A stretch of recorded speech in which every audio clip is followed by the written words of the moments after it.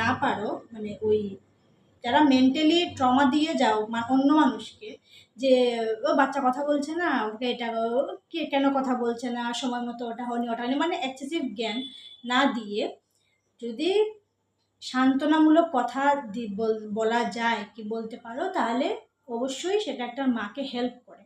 অথবা সাজেশন দাও, সাজেশন যেটা হার্টফুল না, সাজেশন যেটা ইউজফুল, মানে একটা মা যেটা শোনার পরে দুঃখ না পায়, বরং ভাবে যে আচ্ছা তাহলে এটা করে একবার দেখা যায়।